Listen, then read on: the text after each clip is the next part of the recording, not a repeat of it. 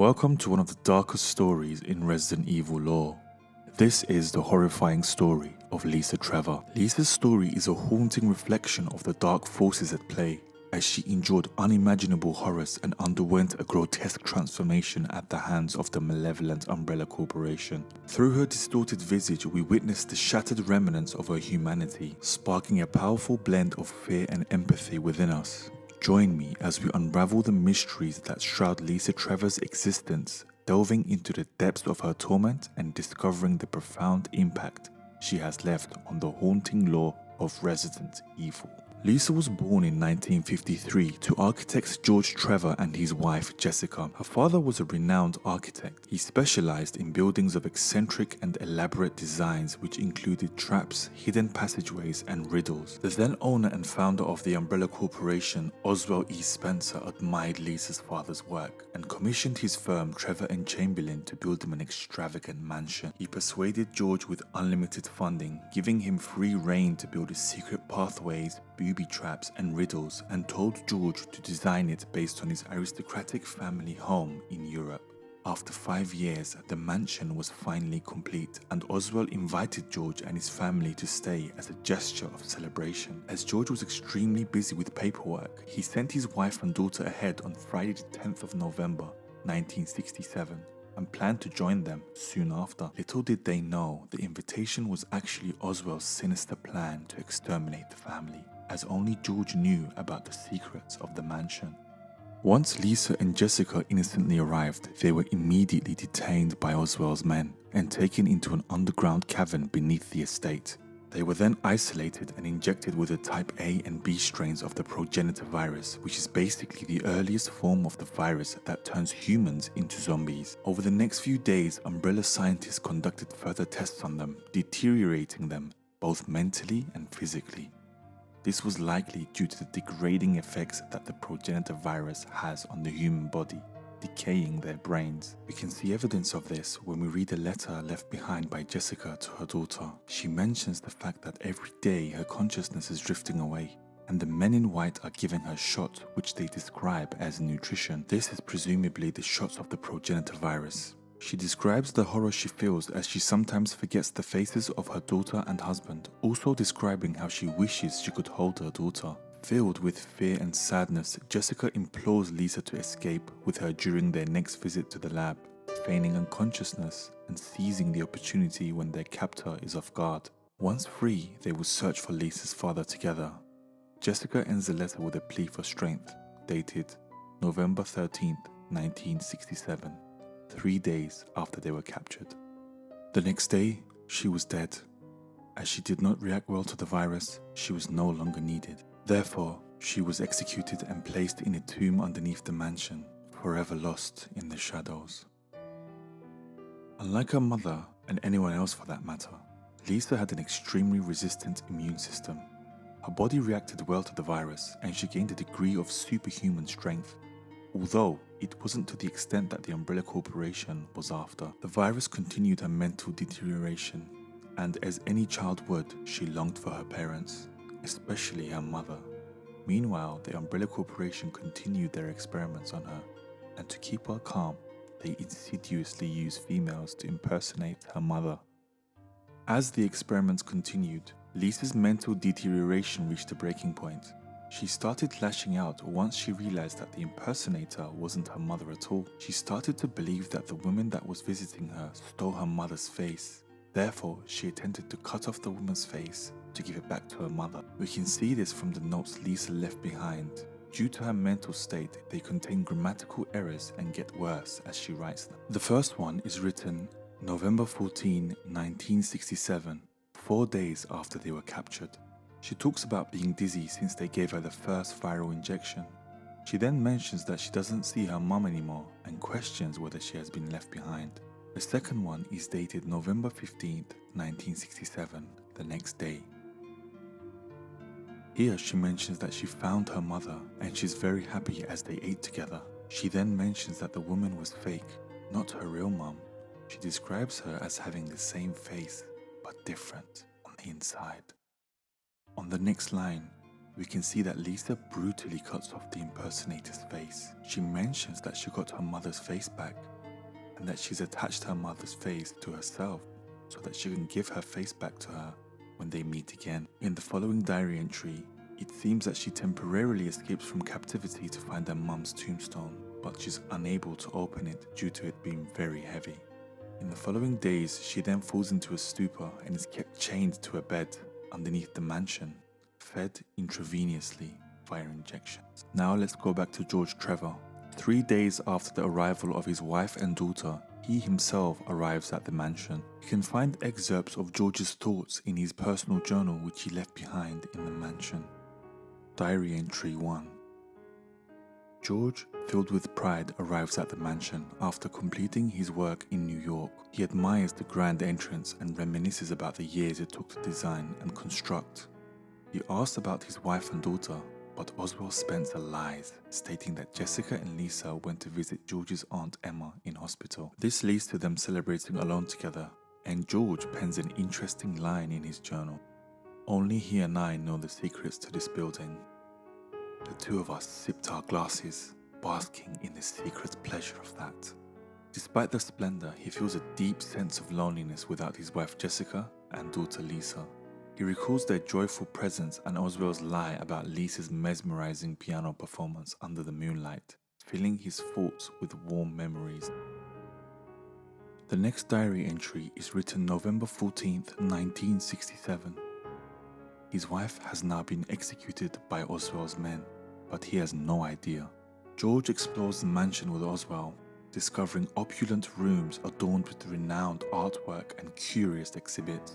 The collection hints at Lord Spencer's plan to turn the mansion into a recreational facility tied to his upcoming pharmaceutical company, Umbrella. George begins to question the true nature of these secrets and their purpose. He questions the necessity of such deep secrets in a mere recreational facility. The next diary entry is written in November 18th, 1967. He now hasn't seen his family in 8 days. As his family fails to return, George's anxiety grows.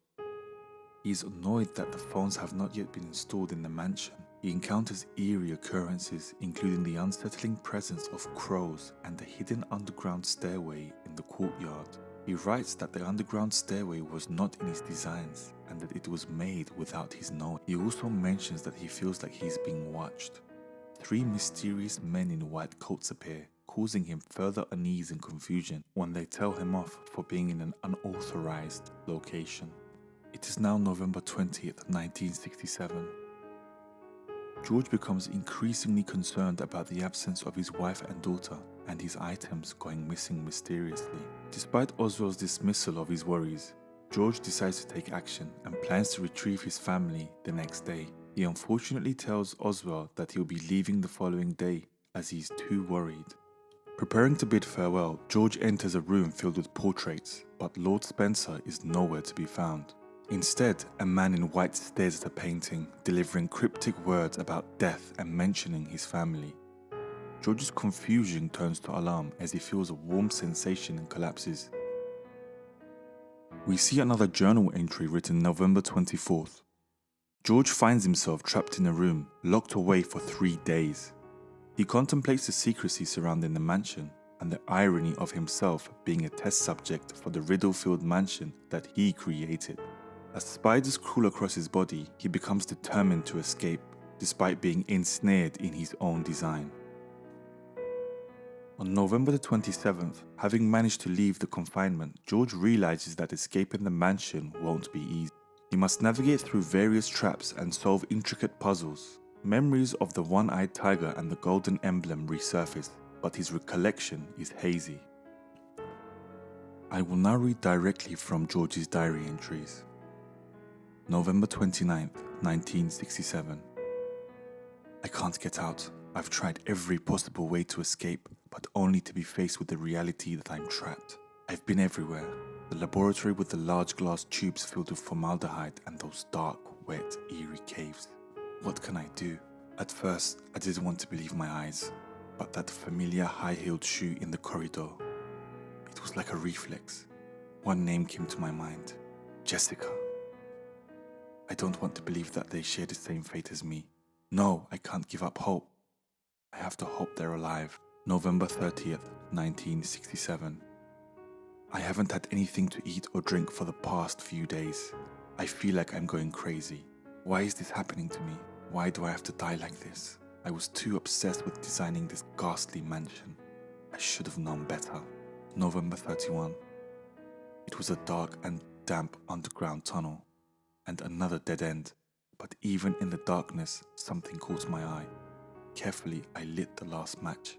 I had to see what it was. A grave, but deeply engraved in the stone was my name, George Trevor. At that instant, it all became clear to me. Those bastards knew from the beginning that I'd die here, and I fell right into their trap. But it's too late now. I'm losing it. Everything is becoming so far away. Jessica, Lisa, forgive me. Because of my ego, I got both of you involved in this whole damn conspiracy. Forgive me. May God justify my death in exchange for your safety. George Trevor. Despite George's best efforts, he tragically dies from starvation. Lisa, however, remains alive, despite being in a coma and chained to a bed underneath the mansion. She was seen by the Umbrella Corporation as a useful test subject due to her immunity.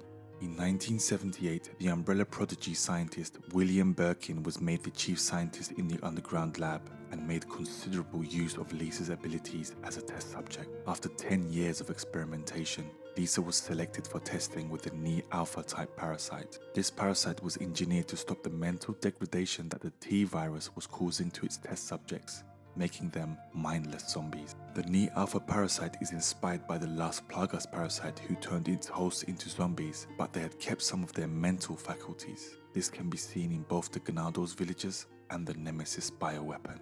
When Lisa was surgically implanted with the parasite, her immune system attacked and destroyed the virus.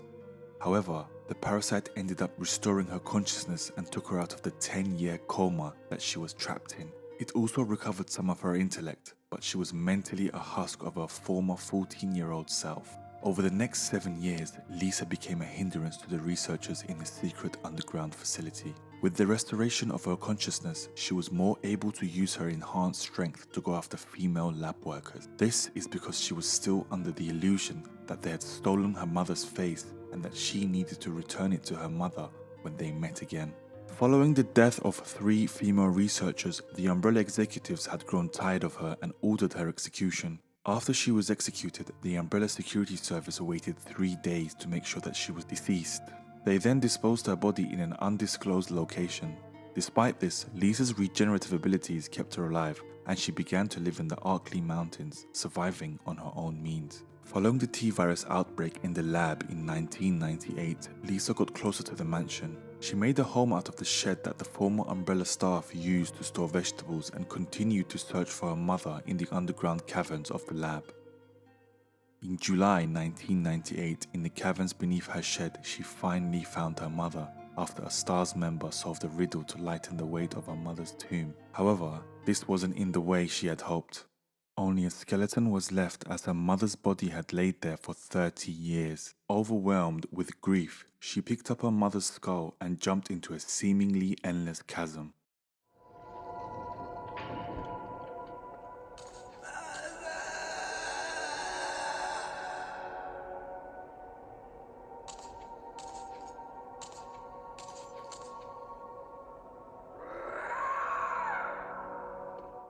This wasn't the end, however. Her amazing resilience led her to survive the chasm that she leapt into, and she made her way back up. This was at the same time that the facility's self-destruct mechanism was initiated by Albert Wesker, who was also one of her torturers.